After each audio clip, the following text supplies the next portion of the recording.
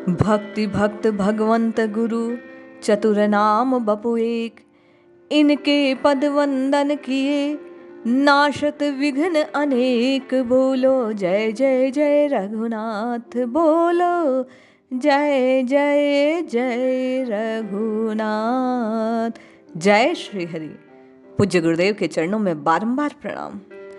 परम पूज्य गुरु कृपा के अनुपम उदाहरण श्री नाभादास श्री महाराज, आप और मुझ प्रत्येक साधक पर श्री नाभादास जी ने बड़ी कृपा करी, जो गुरु आज्ञा से भक्तमाल जैसे ग्रंथ का सृजन किया। कल आप और मैं श्रवण कर रहे थे कि इस मन के दर्पण को स्वच्छ करने का काम संत भक्त भगवंत चरित्र करते हैं, और नाभादास जी ने भक्तमाल ग्रंथ में भक्तों की माला को पिरो दिया। भक्त चरित्रों को ऐसा अद्भुत रचना की कि जिसे श्रवण कर आप और मैं भगवनमय हो सकते हैं। आज भक्तमाल का जो चरित्र, जो कथा आप और मैं श्रवण करने वाले हैं, निश्चय मानिए इस कथा के भाव को आप और मैं हृदय में धारण कर अपना कर निश्चय ही राममय हो सकते हैं। पूज्यश्री का ये जो ग्रंथ है, इसमें भक्तों की जो चरित्र है, एक एक चरित्र आपके और मेरे एक एक दोष का समन करने वाला है। तो आज से आप और मैं इस भक्तमाल ग्रंथ के अलग अलग चरित्रों का क्रमशः श्रवण करेंगे और नित्य अपने एक विकार को दूर कर राममय होने के स्वप्न की ओर एक और कदम बढ़ाने का प्रयास करेंगे। आइए भक्तमाल के इस अद्भुत प्रसंग को श्रवण करते हैं और जानते हैं सच्चे साधक के हृदय में कैसा भाव होता है। आपको और मुझे कैसे भाव से राम जपना होगा, तब आपका और मेरा स्वप्न पूरित होगा। ये कथा निश्चय ही साधना के मार्ग को प्रशस्त करने वाली है, अलौकिक करने वाली है। श्री नाभादास जी ने भक्तों की माला अर्थात भक्तमाल की रचना करते समय माला के सुमेरु के चयन का जो कठिन कार्य था, उसे करने का प्रयास जब वे कर रहे थे, तो अपने गुरुदेव श्री अग्रदेवाचार्य के चरणों में प्रार्थना की और पुकारा कि भगवान, हे गुरुदेव, मैं इस माला का सुमेरु किसे बनाऊं, आप मुझे प्रेरणा दीजिए। गुरु कृपा से उन्हें प्रेरणा प्राप्त हुई कि वृंदावन में एक भंडारा करो, संतों का उत्सव करो। उसी भंडारे उत्सव में कोई ना कोई संत सुमेरु के रूप में आपके सामने प्रकट हो जाएगा। गुरु आज्ञा से नाभादास जी ने वैसा ही किया। सभी तीर्थ धामों में संतों को कृपा पूर्वक भंडारे में पधारने का निमंत्रण भेजा गया। काशी में 80 घाट पर श्री तुलसीदास जी को भी निमंत्रण पहुंचा, किंतु उस समय वे काशी में नहीं थे। उस समय वे भारत के तत्कालीन बादशाह अकबर के आमंत्रण पर दिल्ली पधारे थे। दिल्ली से लौटते समय गोस्वामी जी के हृदय में भाव आया, क्यों ना वृंदावन दर्शन करने जाया जाए। वे श्री वृंदावन में काली दह के समीप श्री राम गुलेला नामक स्थान पर ठहर गए। श्री नाभादास जी के भंडारे में पधारना अति आवश्यक जानकर गोपेश्वर महादेव में प्रत्यक्ष दर्शन देकर गोस्वामी जी से भंडारे में जाकर संतों के दर्शन का अनुरोध किया। गोस्वामी ने भगवान शंकर की आज्ञा को पालन करने के लिए भंडारे में जाना स्वीकार किया।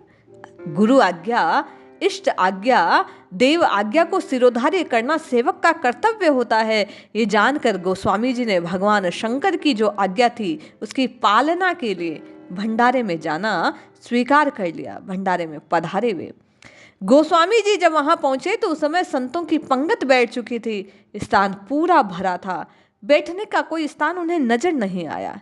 तुलसीदास जी उस स्थान पर बैठ गए जहां देव पूज्य पाद संतों के प्राद त्राण जूतियां रखी थी।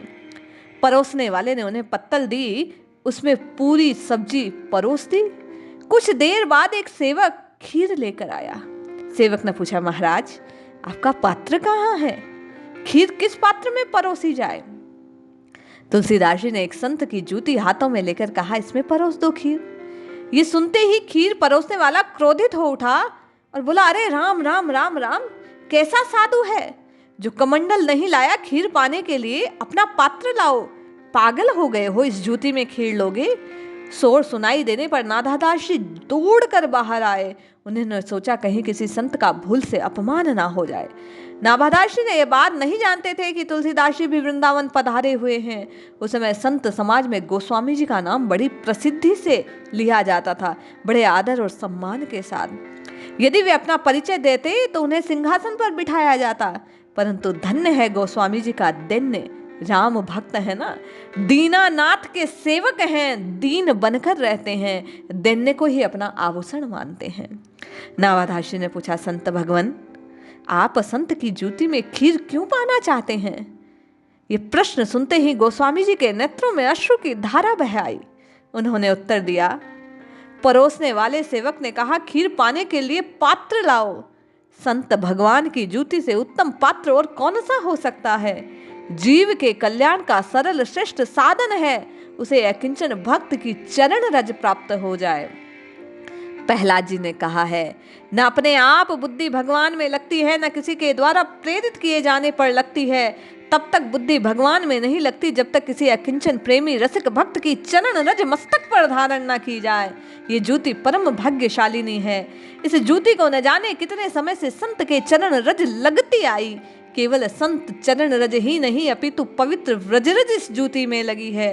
ये रज खीर के साथ शरीर के अंदर जाएगी तो अंतःकरण को पवित्र कर देगी। भगवान, संत की चरण रज में ऐसी श्रद्धा देखकर नाभादास जी के नेत्रों से झरझर अश्रु की धारा बह आई।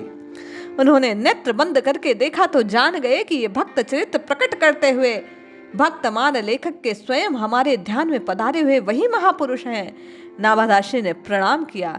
आप तो गोस्वामी श्री तुलसीदास जी हैं, हम पहचान नहीं पाए। गोस्वामी जी ने कहा, हाँ, संत समाज दास को इसी नाम से जानता है। परोसने वाले सेवक ने तुलसीदास जी के चरणों में गिरकर क्षमा याचना की। सभी संतों ने गोस्वामी जी की अद्भुत दीनता को प्रणाम किया। इसके बाद श्री नाभादास जी ने गोस्वामी तुलसीदास जी को सिंहासन पर विराजमान करके पूजन किया और कहा, इतने बड़े महापुरुष होने पर भी ऐसी दीनता जिसके हृदय में हो, संतों के प्रति ऐसी श्रद्धा जिसके हृदय में हो, वह महात्मा भक्तमाल के सुमेरु हो जा सकते हैं। संतों की उपस्थिति में नाभादास जी ने पूज्यपाद गोस्वामी श्री तुलसीदास जी महाराज को भक्तमाल सुमेरु के रूप में स्वीकार किया। जो भक्तमाल की प्राचीन पांडुलिपियां हैं उनमें श्री तुलसीदास जी के कवित्त के ऊपर लिखा हुआ है, भक्तमाल सुमेरु श्री गोस्वामी तुलसीदास जी महाराज। ये कथा इस भाव को प्रकट करती है कि कथा के माध्यम से बाबा ने एक मार्ग आपको और मुझे प्रत्येक साधक को प्रदान किया कि भक्त चरणों की जो रज है, भक्त चरण की जो पादुका है, आपको और मुझे उसे धारण करना चाहिए। कहने का तात्पर्य, जिस मार्ग से संत गए हैं उसी मार्ग पर चलकर आप और मैं भी प्रभुमय होने के स्वप्न को साकार कर सकते हैं।